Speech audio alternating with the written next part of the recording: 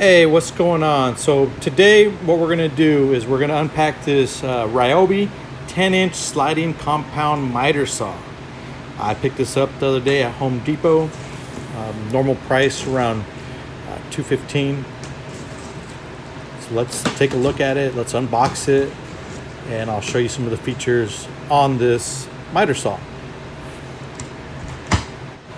Alright, so some of the features on this Ryobi 10-inch miter saw. It does have a 120 volt, 60 hertz, 15 amp motor. It is 4,600 RPM. And then as you can see, as I unbox this, open it up, the first thing I'm going to see there is the dust bag. It does have a 1.25 inch dust port. There's the owner's manual, always great to read, good information. And then we got some accessories there. The first one there was the wood clamp and then the table extensions. So I'll set those aside. And then let me take this styrofoam out and get it out so y'all can take a look at it. As you can see, it's nice and pretty, packed all in one piece.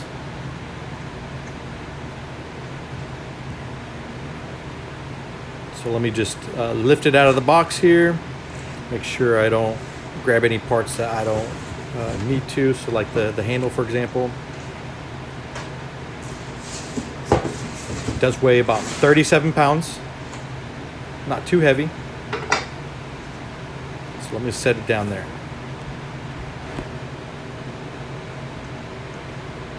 So let me just kind of zoom in a little bit so you can kind of see it better. Still has a few straps on it. Make sure you don't cut those off until you're ready to use it.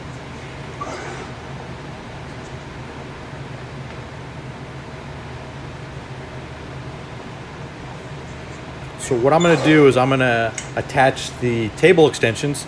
So I'm going to turn it on its side there, and you'll see there's one screw at the bottom. Just undo that screw and then slide the table extension in, and then you can tighten it up. So I am using the blade wrench that came included with it. One side is the Phillips and the other is a hex. It is kind of a little difficult using that. I'd recommend using your own Phillips screwdriver when you install this.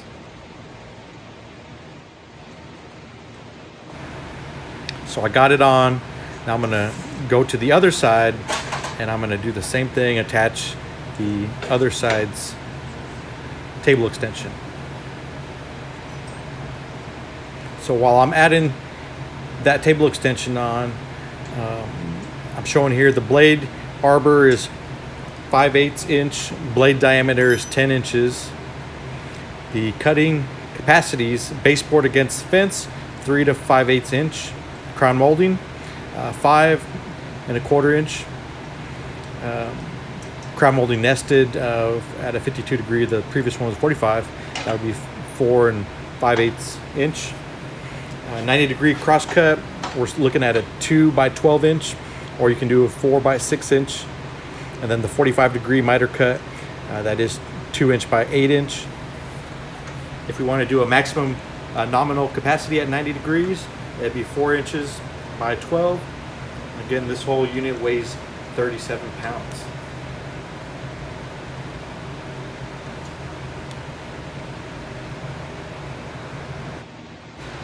And just a few more items here. It is a heavy duty 15 amp motor. Like I said earlier, that's easy to cut through large material. It does have a sliding head that can expand up to 12 inches for a cross cut. There is miter stops located at the most common crown molding angles, which would be 0 degrees, 15, 22.5, 31.6, and 45 degrees left and right for quick settings. So now I'm going to cut these bands off here. That one came off pretty easy. This other one, it's a little tough, so just make sure you get your knife and you cut it through, or a nice sharp pair of scissors. This unit also does have the LED cut line indicator work light. You'll see that here in a moment when I turn it on. It does have the miter to 10 override, a quick action lever bypass for the miter dead set index points. All right, now that I got those cut off, I'm gonna take off the remaining shipping items there. You can see the little piece of cardboard at the bottom to protect the blade, and then that styrofoam, and just yank it out and it'll slide right out. This one does also machine cast in miter scale for accurate table alignment. Electric brake stops the blade in a few seconds. The spindle lock for easy wrench blade changes. The miter range does extend from 47 degrees left and right, so you can do different types of cuts. The fixed dust port, that maintains the ideal position to optimize dust collection. And then there's a 1 1/4 inch dust port. Again, I talked about that earlier. So that provides a clean connection for different systems to keep your work area clean. And then it also does have the horizontal D handle for improved comfort.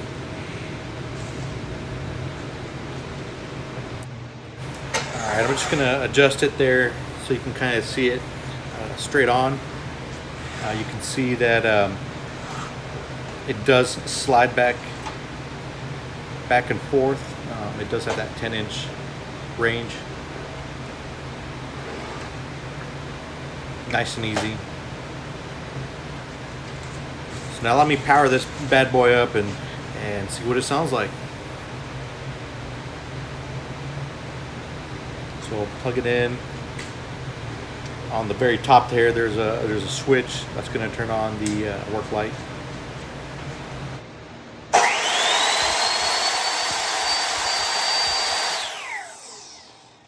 All right, sounds pretty good. Sounds powerful.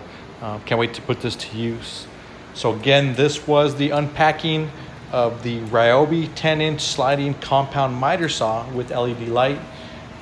Picked this up at Home Depot for around $2.15. And I hope you guys enjoyed the unpacking of this. Now let's put it to the test. Let's go build some stuff. See what kind of things I can make in the garage there. Thanks everyone.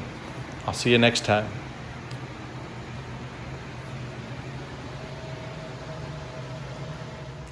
Thumbs up and subscribe. Give me a thumbs up and subscribe button.